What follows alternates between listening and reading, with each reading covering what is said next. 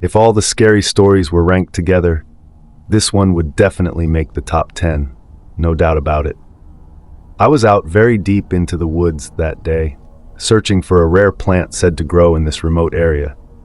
It was part of a personal research project that had been on my mind for a while. I'd been walking for hours, the crunch of dry leaves under my boots the only sound. The air was cool, and the trees seemed to crowd around me, their branches swaying slightly in the breeze. As I walked, I came across a man standing at the edge of the woods, looking a little out of place. He wore a long, dark coat with the hood up, hiding most of his face. He didn't seem threatening, just someone who might also be wandering around, maybe hiking or exploring.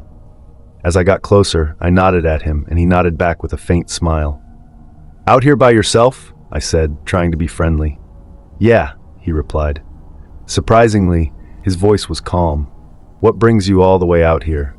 "I'm searching for a rare plant that's supposed to grow in this area," I said lightly. I see," he said, pausing for a moment like he was thinking. His eyes lingered on me a little longer than I expected, which made me feel uneasy. "Well, be careful. It's a long way out here." I nodded quickly. "Thanks. You too." He turned and walked away, disappearing into the trees. For some reason, I felt a little weird. Maybe it was his odd way of talking or the strange feeling that suddenly crept into my gut. Still, I shook it off and kept walking.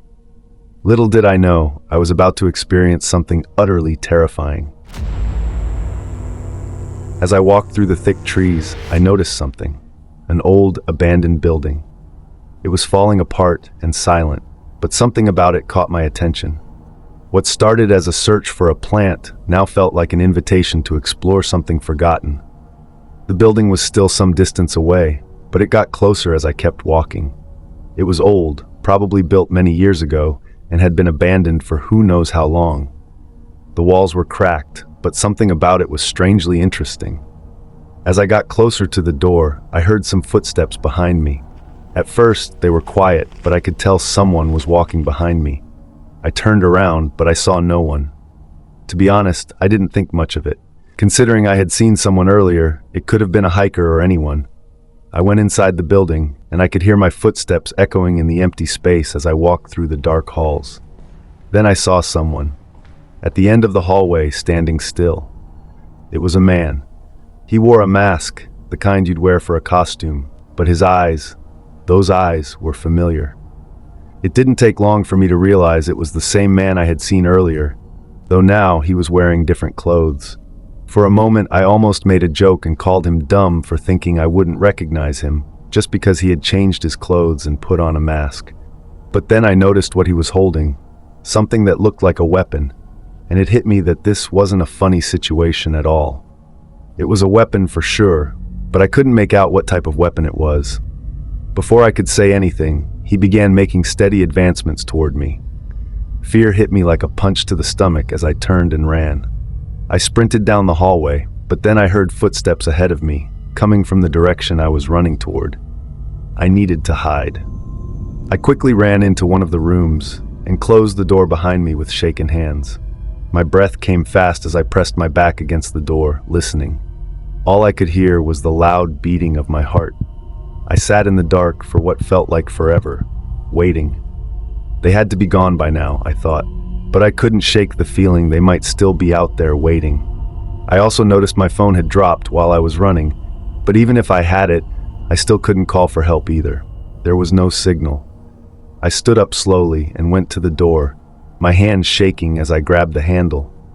I turned it, and the handle snapped off in my hand with a sickening crunch.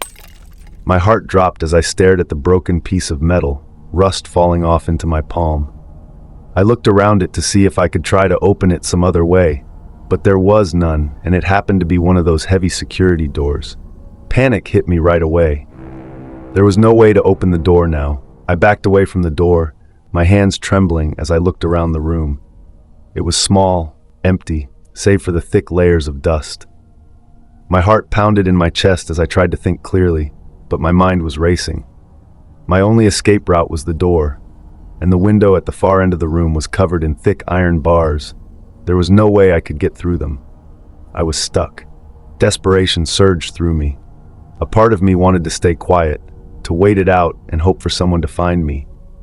But apart from the people I was running from, the chance of someone randomly finding me where I was stuck was next to none. I had to do something. I stepped toward the door, my hands shaking. I hesitated for a moment, considering my options. What if I started banging, calling out for help, only to alert the man or whoever else was out there? What if it made things worse? But what other choice do I have? I closed my eyes for a second, taking a deep breath, and then I made my decision. I began banging on the door with all my strength, my voice breaking as I shouted, "Hey! Hello! Someone! Anyone! Please! Help!" My voice echoed through the empty building, but there was no answer. I banged harder, desperation flooding every inch of my being. "Please! Someone! Help me!" The hollow echoes of my own voice were all I heard in return. The silence stretched out, crushing my hope. I felt my spirit breaking, the weight of isolation pushing down on me. I was alone, with no way to know when or if anyone would come to help. The thought of being stuck here with no one to hear me was unbearable. And then I heard it, a sound. Footsteps, faint but unmistakable. Someone was near. I rushed to the door, banged on it once more, and begged for help. Then I pressed my ear against it, holding my breath, trying to listen. For a long time, there was only silence, and then the sound of breathing. Soft, steady, and just on the other side of the door. My heart stopped as I realized it was probably the man. He was standing there right outside, but he didn't say anything. The silence stretched on, the air thick with tension, making my skin crawl. I held my breath, waiting for something, anything to happen. But nothing did. I couldn't take it anymore. I slammed my fists against the door, yelling once more, "Please! Please help me! I'm stuck in here!" My voice was raw, desperate, but the man didn't answer. He didn't even move. And then he left. The sound of his footsteps faded away, and with it, the last shred of hope I had left. I slumped against the wall, exhausted, not knowing what to do next. I was trapped, and there was nothing I could do. The eerie silence pressed in on me like a physical weight, suffocating me from all sides. I didn't know how long I was going to be in here. My thoughts were a chaotic mess of fear, confusion, and desperation. I began pounding the door and begging for help. My throat felt raw from shouting, but I couldn't stop. It was the only thing that made me feel like I was still alive, still fighting, even though I knew nobody might be coming. The chances of anyone hearing me were so low, I might as well have been screaming into an empty void. No one might open that door. The hours dragged on, or maybe it was just minutes. I couldn't tell anymore. I tried everything I could think of, shouting, banging on the door, even trying to break it down with anything I could find. I rummaged through my bag, hoping for something, anything that could help. My car key, the small flashlight I had, even a pen, nothing worked. I pounded on the door with my fists until they ached, but it wouldn't budge. Every effort was in vain, and the silence around me only deepened the feeling of hopelessness. I was trapped, and there was no way out. I needed water, I needed food, but all I could think about was the door, if I could just get through it. But the reality was much darker. I was trapped, helpless. My mind raced with worst-case scenarios. I'd be locked in this room, starved, dehydrated, and alone until the man came back and finished whatever twisted plan he had for me. I pressed my ear to the door again, listening for any sound that might signal the end of my nightmare. But there was nothing, just silence. The kind of silence that makes you question whether you're even alive anymore. The thought of being left there, helpless with no way out, was the scariest thing I'd ever faced. If nobody opened the door on time, that's the end. I had no choice but to wait now, occasionally banging and calling out for help, adding intense prayer.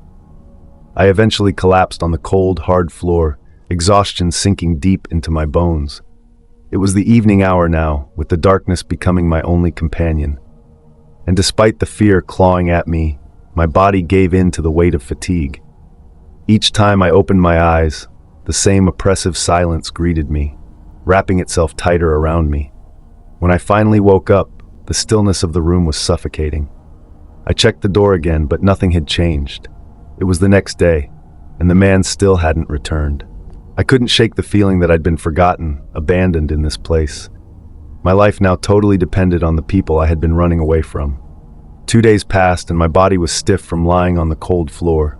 I could hardly move. Then, just when I thought I couldn't take it anymore, I heard it.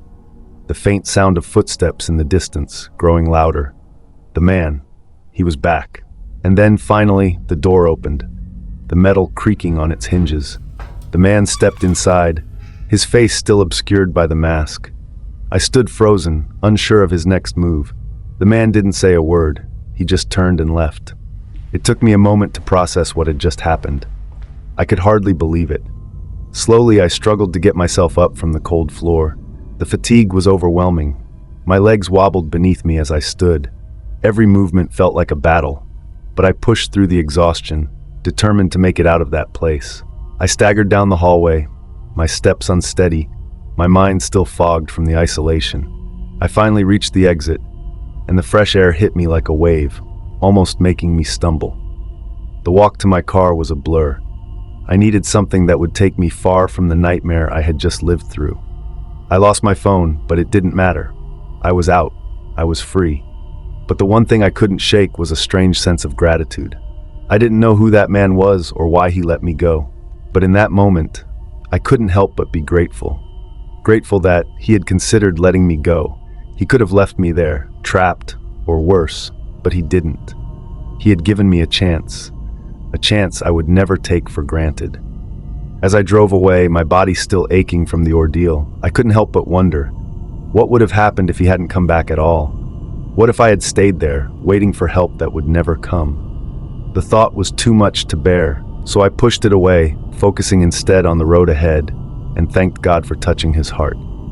And maybe, just maybe, there's truth in the saying, even in the darkest moments, there's always a chance for a brighter ending. If our stories sends a chill down your spines, consider subscribing for more scarier ones. Also, share to your friend and family. I had been driving my truck for hours, making my way across town to deliver some goods to a company. It was already nightfall, and the darkness seemed to stretch on forever. The highway stretched endlessly ahead, with nothing but the sound of my truck tires against the asphalt. The truck's headlights cut through the thick blackness, illuminating the road ahead, but not much else. Suddenly, I saw a man standing by the side of the road, waving for help. I slowed the truck, pulling over to the shoulder. He looked tired, his clothes ragged and covered in dirt, and he gave me a look that seemed desperate. "Hey, mister, my truck broke down up ahead," he said, his voice shaking slightly. "I could really use a ride to the next town." It wasn't unusual to pick up a person in places like this. People always seem to find themselves stranded in the middle of nowhere. "All right, get in," I said, rolling down the passenger window. He opened the door and climbed in, his eyes darting around like he was still trying to get his bearings.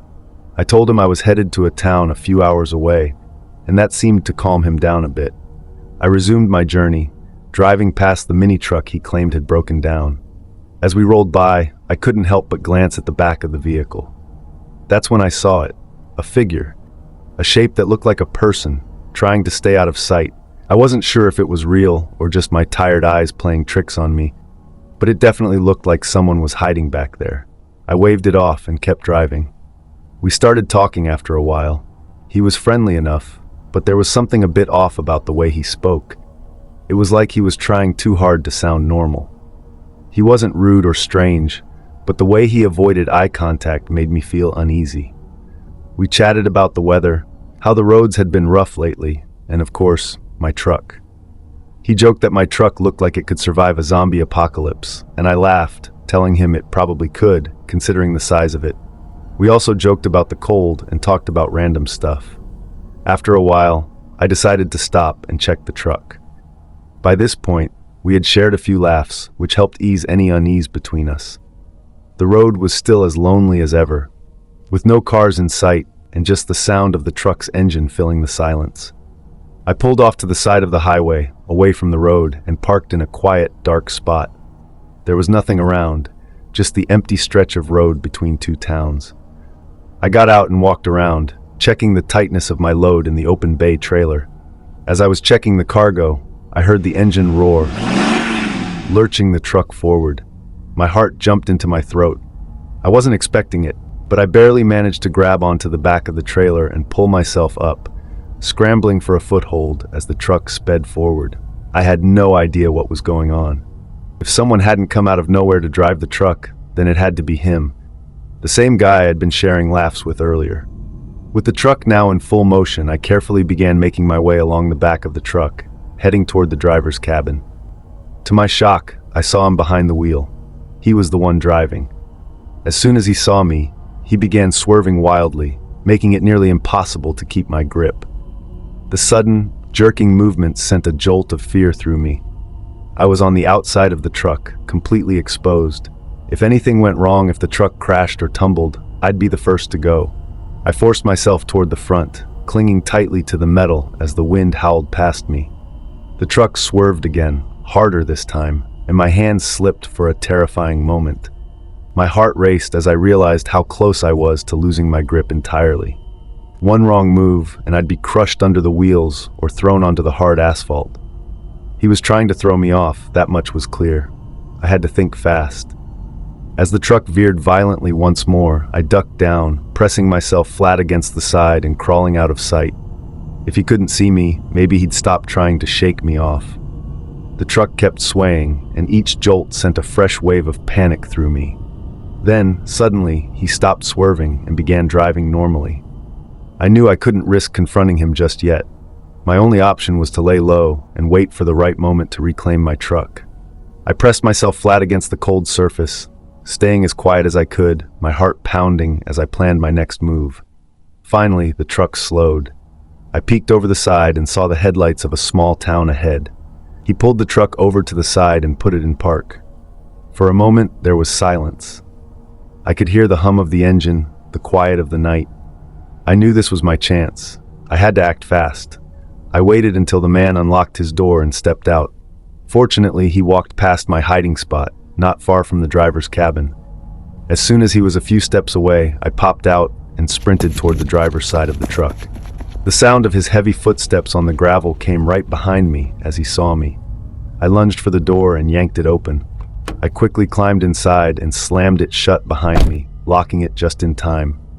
Through the window, I saw him standing there, his eyes fixed on me, a knife gleaming in his hand. And thankfully, the key was at the ignition. Same mistake I made before. For a moment, neither of us said anything. We just stared at each other. His eyes were cold and calculating, the knife in his hand gleaming faintly in the moonlight. He didn't move to use it, but his silence and unflinching gaze were enough to send a chill down my spine. I had no idea what he was planning, but I knew I couldn't let my guard down. Without breaking eye contact, I gave him the middle finger and started the engine. Surprisingly, he didn't make a move as I pulled away, but I could feel his stare boring into me, even as I gained distance. As I drove off, I glanced at the side mirror. He was still standing there, motionless, watching the truck fade into the darkness. I don't know if he ever returned to his broken truck, or if he was just waiting for another unsuspecting person to stop. But one thing became crystal clear to me. I would never let my guard down like that again. This experience taught me a crucial lesson. Caution is everything, especially when you're far from help. Sometimes a kind gesture can backfire and put you in harm's way. That drive felt like the longest, most nerve-wracking journey of my life, and it's one I'll never forget. Marcus and I had found this place online, a long-abandoned refuge, a remnant of a mysterious past. We couldn't resist the thrill of exploring such a forgotten place and taking stunning photos. The thought of capturing legendary photos in such an eerie, untouched setting was too tempting to ignore. After hours of hiking, we found ourselves far from the nearest town, deep in a place most people had long forgotten. The refuge stood before us, massive and crumbling. Its stone walls were wrapped in ivy, the roof was weak from years of wear, and the windows were broken and empty. It felt eerie and unsettling, but we were determined to explore it all. "Let's go in through the main entrance," Marcus said, pushing open a rusted gate. The door creaked as we stepped inside. The air was filled with the scent of mold and decay. I had expected the place to be a typical haunted ruin. Broken furniture, remnants of old medical equipment, and maybe a few unsettling sounds, which it was. But what we encountered was something we would both remember, as long as we live. We had split up to cover more ground, each of us venturing into different wings of the asylum. I moved deeper into the east wing, drawn by the sight of a long, dark hallway. The place was unnerving, but we were hoping to find something worth documenting for our adventure. Then, a few minutes into our exploration, I heard a noise, something distant, but unmistakably a low, guttural growl. My heart skipped a beat. It's not like any I'd heard before. It was deep, almost like the sound itself was vibrating through the air around me. Funny enough, I've spent countless hours watching horror stories where people hear strange noises in creepy abandoned places. And here I was, living the same scenario. Honestly, all I could think was, so this is how it feels to be the idiot who ignores all the warning signs in a scary movie. Funny and terrifying at the same time. The growl came again, this time louder. But this time, I could actually place the sound as my brain processed it, and suddenly it clicked. It was the sound of a bear. At the same moment, I turned toward the source of the noise, and sure enough, there it was. A massive bear with its cub, standing not too far from me. Panic started to claw at my chest. She was just standing there, looking around, occasionally glancing at me. I stayed quiet, trying to move back slowly so I wouldn't seem threatening. I whipped around, searching for Marcus, but he was nowhere to be seen. For some reason, her growl intensified. Almost immediately, I called out Marcus multiple times, this time with a louder tone. He came running down another hallway adjacent to the one I had been in, shouting my name. At this point, her growl became more intense as Marcus and I tried to exit the scene without provoking the bear. But then, we started hearing another growl coming from somewhere else, accompanied by massive animal steps approaching. I said to Marcus, I think this is the moment we have to turn and run toward the car. Without thinking, we bolted. As we glanced over our shoulders, with what I saw, I had never been so terrified in my whole life. Another massive bear with matted and dirty fur, eyes wild with hunger, was charging at us from the shadows. My heart slammed against my chest as I screamed, "Oh no, oh no, oh no," over and over, and I could hear Marcus behind me shouting, "God have mercy on me," repeatedly as we both sprinted, desperately trying to outpace the bear closing in on us. Honestly, at that moment, I knew there was no way we'd outrun the bear. But just as panic was starting to take over, I spotted a room with a cage door off to the side. Without thinking, I bolted towards it, shouting at Marcus to follow me. We rushed inside, slammed the door shut, and locked it as quickly as we could. Almost immediately, the bear slammed into the cage door, its massive body crashing against the metal. Through the bars, we could see its huge mouth, bared teeth, and dangerous claws swiping through the air, still trying to get at us. It was terrifying. We had temporarily escaped the bear, but getting to the car became a bigger problem we had to figure out. Still out of breath, I turned to Marcus and told him we were going to wait it out, hoping the bear would move away and then make a run for the car. But Marcus disagreed, saying he wasn't leaving the safety of the room. I could tell he was still in shock from what had just happened, and honestly, I couldn't blame him. I felt the same way, but we had no choice. As I glanced around trying to think, I sighted a small barred window above us. It wasn't much, but it was something. I grabbed Marcus and pulled him toward the window, lifting him toward it. "Help me," I said, my voice tight with urgency. "Are you crazy?" he protested. "We can't climb out of here. The bear—" "We don't have a choice," I interrupted. "We can either sit here and wait for it to leave, or we can try to escape through the window." He hesitated for a moment, looking back at the cage door as the bear lurked around, still growling aggressively. Finally, he nodded, understanding the gravity of the situation. "I'll go first," he said, lifting himself up. With a grunt, I managed to push him through the window, the bars cutting into his skin as he twisted and turned. It wasn't graceful, but he made it through. I pulled myself up next, the pain in my arms and shoulders burning as I wedged myself through the narrow opening. My body scraped against the bars, but I didn't care. Finally, I was out, landing on the cold and damp floor outside. I looked up to see Marcus already on his feet, his eyes wide with fear. "We need to go now," he urged, his voice low but panicked. We turned and ran, not looking back. We didn't stop until we reached the car, the engine roaring to life as we jumped inside, slamming the doors behind us. The asylum loomed in the distance, dark and silent once again. The bear's growls still echoed in my mind. As we drove away, the adrenaline slowly faded, replaced by an unsettling silence. We had narrowly escaped the dangers of that place. I was just thankful we had made it out alive.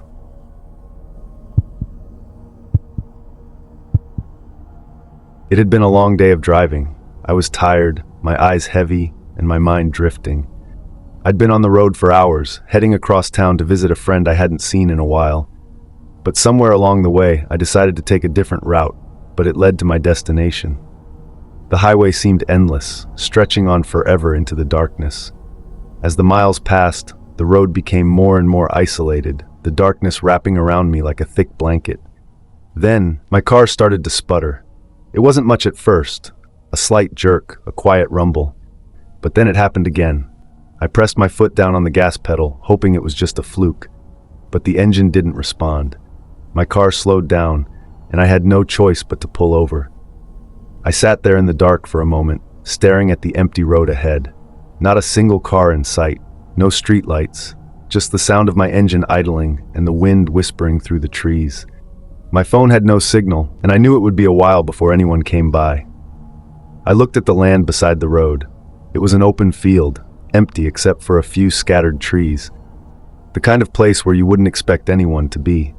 The thought crossed my mind to try and walk to the nearest town, but it was too far. I'd be walking for hours, maybe longer. I decided to wait.